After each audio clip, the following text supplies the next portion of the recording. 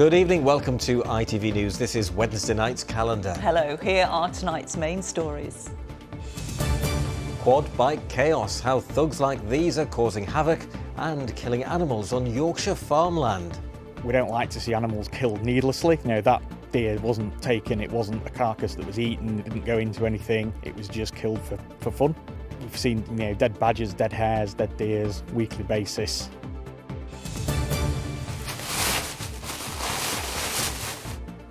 Dirty cash, the man and woman from Ripon who helped smuggle more than £100 million out of Britain and now face long jail sentences. Glory awaits Sheffield United victory over West Brom here at Bramall Lane this evening, and the Blades are back in the big time.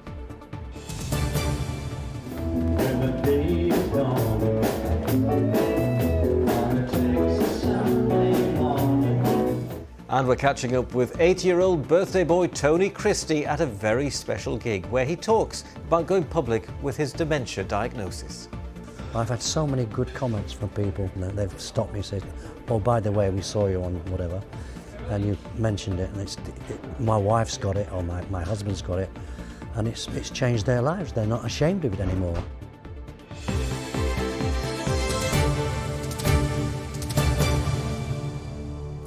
Thank you for joining us. First, to the quad bikers causing misery in rural areas of Rotherham. One farmer we spoke to said they were responsible for killing a deer, as well as hares and badgers, and they're causing massive amounts of damage to his property and crops. South Yorkshire Police says rural crime is on the rise and they're hosting a series of public meetings aimed at tackling it. Adam Fowler reports. A closed gate to keep intruders out. But armed with powerful quad bikes, they break in nonetheless. This footage from Letwell in Rotherham was passed to South Yorkshire Police, who are investigating, but it's far from an isolated incident. Just a stone's throw away at this farm in Slade Hooton, a deer was killed just a week ago. It's believed it was chased round by trespassers on quads, exhausted before they collided with it and killed it. And you can still see the track marks the quads left behind.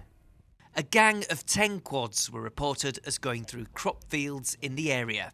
And it's not just a deer that's been killed, but badgers and hares. It's soul destroying, and I keep animals and we breed sheep as well, and we don't like to see animals killed needlessly. That deer wasn't taken, it wasn't a carcass that was eaten, it didn't go into anything, it was just killed for fun, and in a particularly terrifying way for it, and it doesn't look great. We've seen dead badgers, dead hares, dead deers, weekly basis, just left at the side of the field, at the side of the road, foxes as well, just left out there. Every weekend the riders come, and increasingly in the evenings. Now it's lighter. It's a problem that South Yorkshire Police says is on the rise. It's also one that often goes unreported. There's an increase year on year in rural crime. We cover a massive rural area in South Yorkshire.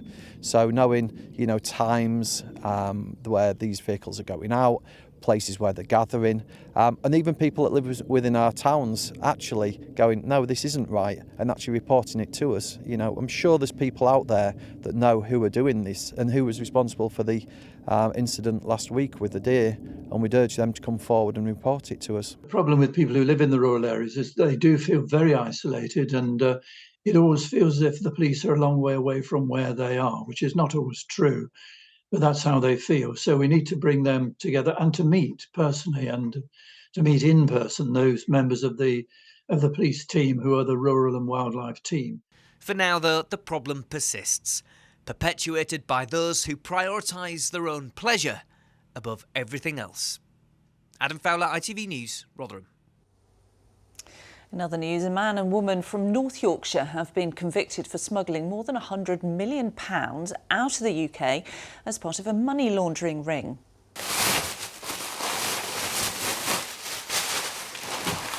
The National Crime Agency seized vacuum-packed banknotes which had been stuffed into suitcases and flown to Dubai. The cash, thought to be the profits of drug smuggling, was sprayed with coffee or air freshener to put sniffer dogs off the scent. Jonathan Johnson and Joe Emma Larvin, both from Ripon, were among a number of couriers working for the gang. They'll be sentenced at a later date. Next tonight, the family of a young dad from Sheffield who took his own life after years struggling with depression has launched a campaign to bring hope to others affected by suicide and support those in need. Mike McCarthy's son Ross, who was 31, wrote his loved ones a letter before his death in 2021, urging them to champion mental health causes. Well, now a baton relay taking in 12 cities will bring together hundreds of bereaved families in a bid to create wide-scale change. Mike's been speaking to our reporter, Jonathan Brown. Ross was very special, the best son a dad could have. He got quite good at pretending because he didn't want to, as he saw it, inflict his sadness on other people. We thought he was getting better, and I think he was for a while, but then the depression seemed to come back with a vengeance. It's been just over 2 years since Mike's son took his own life. He was a 31-year-old family man with a young child and a fiancée. But just 2 weeks after being placed on a 6-month waiting list for mental health support, he wrote his loved ones a note, knowing he'd never see them again. He spoke to each member of the family, including his little son, urging his son to be brave. And one of the things that he said was, please fight for mental health, the support is just not there. It made me want to honour him and fulfil what was effectively his dying wish. More than 5,500 people in England and Wales died by suicide in 2021, of which almost 3/4 were men. When I actually saw it for the first time, it really was, one of those moments. Now Mike's aiming to get more people to talk, bringing the conversation to communities nationwide through what's been dubbed the Baton of Hope. So Mike, this is the baton. Tell me about some of the symbolism here. The central lattice work, if you like, in the middle represents a community of people holding each other aloft, supporting each other.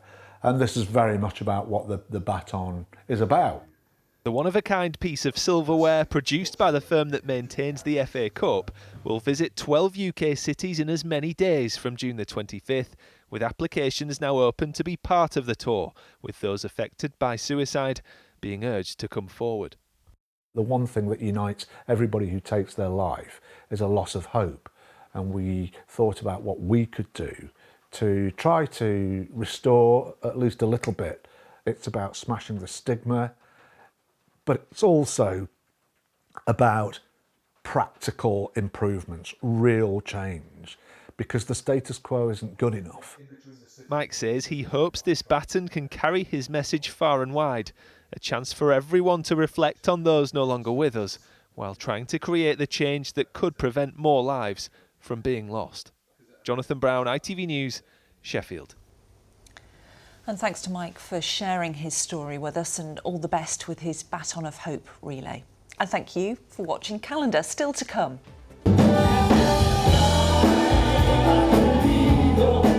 Still going strong. We get VIP tickets for a very special gig celebrating Tony Christie's 80th birthday. And after seeing more cloud around the region today and a few showers, will the forecast for the long weekend be music to our ears? I'll have all the detail a little later on.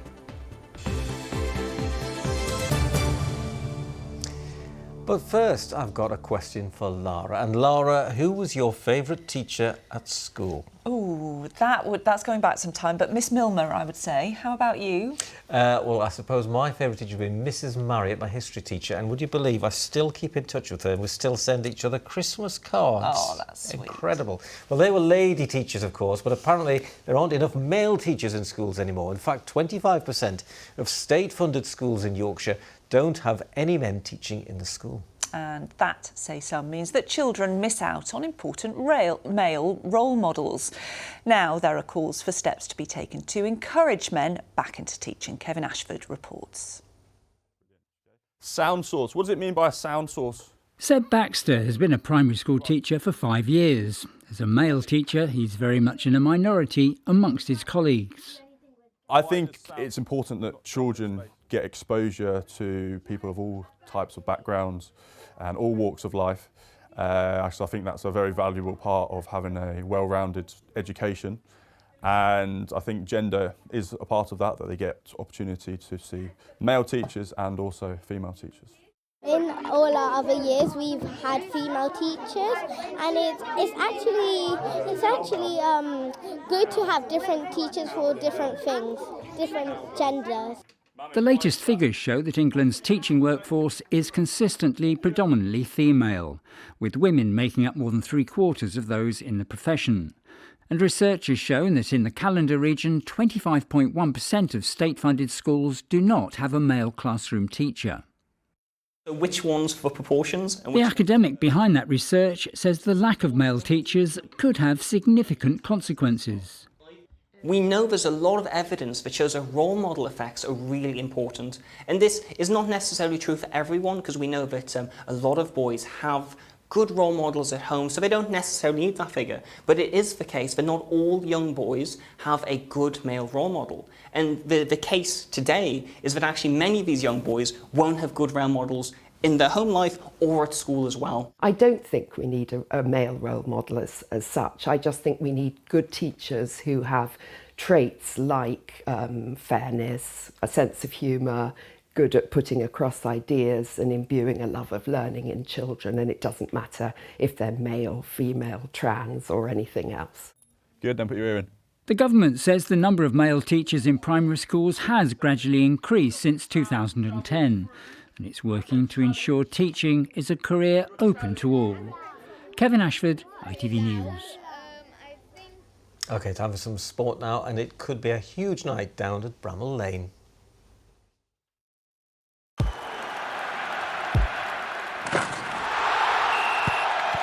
Xero Accounting Software sponsors ITV Regional Sports Report. Well, Sheffield United's dreams of an FA Cup final might have ended at the weekend, but tonight they have the chance to get back to the big time. Yes, the Blades know a win over West Brom at Bramall Lane will guarantee promotion to the Premier League. Chris Dawkes is there for us this evening. Chris, it could be quite a night down there. Yeah, good evening, Ian. Good evening, Lara, as well. Yeah, this is the reason why you're a football fan, for nights just like this. And as you say, Sheffield United could win promotion back to the Premier League after a 2-year hiatus with victory over West Brom here at Bramall Lane this evening. Now, they've already beaten West Brom once already in the Championship this season. That was a 2-0 victory down at the Hawthorns back in October. Goals from Iliman Ndiaye and also Ollie McBurney there. That one of 25 victories in what's been an excellent Championship season so far for the Blades. But don't discount West Brom, you know. They've still got plenty to play for, with a playoff spot up for grabs for them as well. So don't discount them here this evening. But Sheffield United have got 4 games left to secure those valuable 3 points needed to win promotion. So they've got another 3 games after this one if they weren't to win here this evening. But manager Paul Heckingbottom insists he'd love to do it tonight in front of the fans. A big determination and desire within the group of players to try and get this done in these next 2 home games. We want to do that. I think I've spoken about it, and I feel it'd be fitting if we manage to do that. I know we've got the safety net, if you like, of 4 games, but we don't want to take that. We want to get it done as soon as possible, and I think on a personal level I'd love to get it done in front of our own fans and for everyone to be together if and when that happens. Well, elsewhere last night, Barnsley's defeat to Ipswich had big ramifications at the top of League One. It not only ended Barnsley's faint hopes of automatic promotion, but also means they'll be likely joined in the playoffs by Sheffield Wednesday, who are now 4 points off the top 2 with just 2 games left to play. Harrogate Town retain their Football League status with a good 3-2 win at Newport. Luke Armstrong scoring the winner with 7 minutes left on the clock.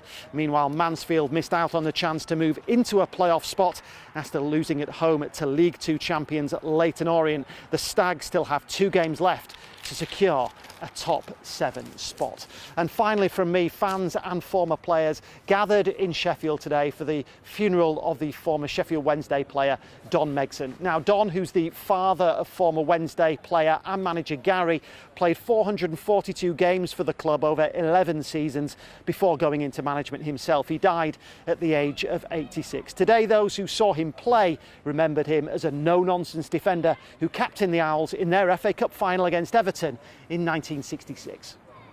Very aggressive, quite a fierce competitor. His son Gary, I said to him recently, well, your dad was very hard, but he was also fair. Gary just laughed and said, fair? He liked nothing better than a crunching tackle. Famous moment for him, his favourite moment, 1966 FA Cup final, when he put an Everton winger called Johnny Morrissey on the Wembley dog track, which he looked back on with affection. He got the ball though. So celebrating the life of a football legend in one part of Sheffield today. There could be different celebrations here at Bramall Lane this evening. Well, we'll wait and see with interest. Thanks ever so much, Chris, for bringing us up to date. Thank you. It's looking a bit grey there, actually, behind him, isn't it? Certainly was, wasn't it? Yes. Is that the way it's going to stay, Kerry? Well, I told you it was going to be a bit cloudy today, didn't I? You did? It wasn't all bad, was it? I mean, last night, even though we had that thicker cloud coming through, pretty much set the scene. But look at this, Stanage Edge in the Peak District. A big thank you to Simon Walkden. And I just think, you know, there's a bit of that alto cloud, so it's the mid-level cloud, which makes the sunshine a little bit hazy, but a bit of a mixture in the skies above. Make great sunsets like this. A big thank you to Steve Davey in Otley. So there's a change on the way as we head through into the next few days. We've still got that very, very warm air down to parts of South Spain and North Africa. It's not coming towards us. It's nudging its way out eastwards, but we are importing slightly milder air. An area of low pressure for tomorrow night and through into the first part of Friday. But as we head into the weekend, as I've been saying, yes, mixed skies, but highs of around 17 maybe. That's well above the average. We've averaged this week at about 12 Celsius. The average for us this time of year is around 14. So I'll take 17 in some sunny spells. Yeah. So it's picking up. Yeah, picking up, certainly, yeah. And I asked for some blossom pictures, which of course have been affected by the weather conditions recently. A big thank you to Acton Hall for this one in North Duffield in North Yorkshire. Big thank you to Steve Turner for this one at Hemsworth Park in Pontefract. And unfortunately, a fantastic photo by Ian, but it does mean the pollen will be high with those temperatures by the weekend for sure. You can't have it all, can you? You can't. Yeah. We'll take the temperatures. I think. Take the rough with the smooth, Laura. Yeah. Thank you. Now then, he made it a birthday to remember. Doncaster's very own singer and entertainer, Tony Christie, celebrated his 80th birthday by doing just what he does best. Yes, expect no less, do we? He performed in front of some of his most devoted fans. It was the first time they'd seen him since he revealed he's been diagnosed with dementia. Well, Katie Oscroft joined the party at a music venue in London.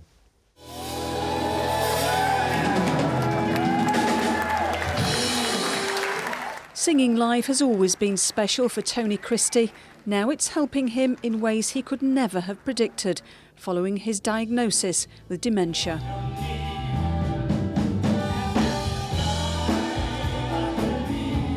I went to see a specialist who had me tested and my x-rayed my head and everything.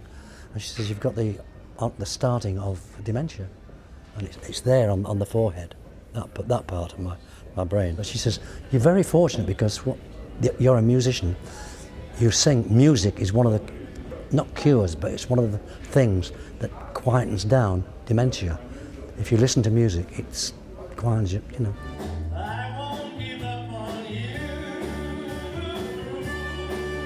So I'm very, very fortunate that what I do for a living is part of my, hopefully, one day, a cure.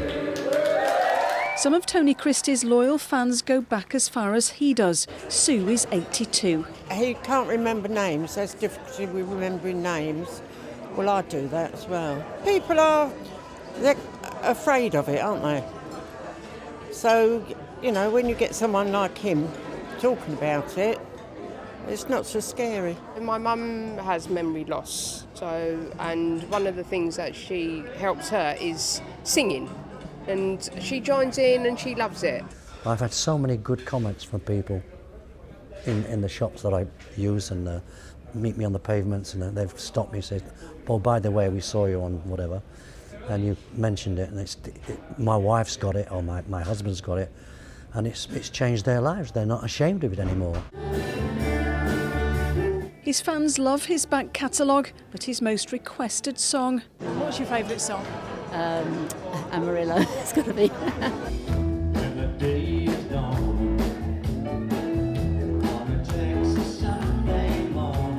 My favourite one is Amarillo.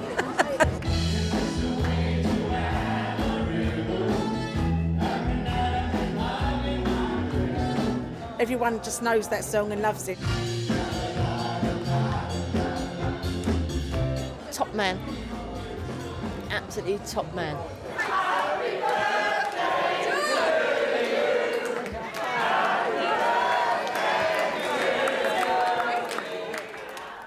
Oh, happy birthday, Tony. Yeah, brilliant. Now then, show me the way to Kerry's weather forecast. Very good.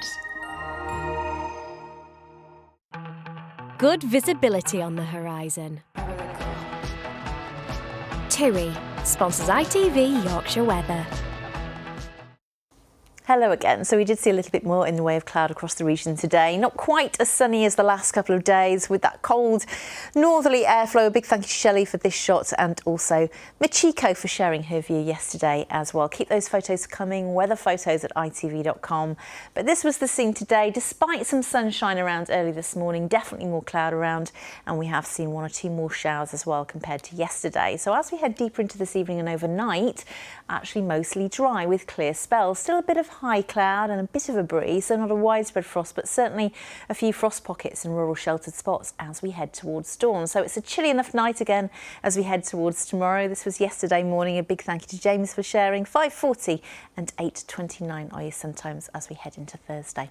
So tomorrow, fresh start, the best of any bright weather will be in the morning. It goes downhill from the south as the day progresses. So the winds start to freshen, the cloud starts to build, and eventually outbreaks of rain start to push in. Probably not until late afternoon, early evening, and temperatures up a notch. We're starting to import that milder air. Then we get the spell of rain. It pushes its way northwards for the first half of the night, spirals its way around, and then pushes out into the North Sea, but leaves a legacy of cloud. Certainly for the first half of Friday, some dampness, feeling quite chilly and murky out towards the coast as well, and then a slow improvement Friday afternoon. Then the temperatures pop up for the weekend. The winds will be light, so where we get any showers, they'll be slow moving, potentially heavy. We are hoping for some sunshine as well, but there could be some misty and murky mornings too. Bit of a mixture. TIRI sponsors ITV Yorkshire Weather.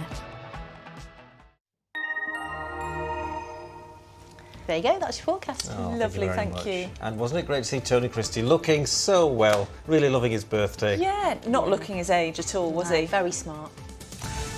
Thanks for watching. Bye-bye. Bye.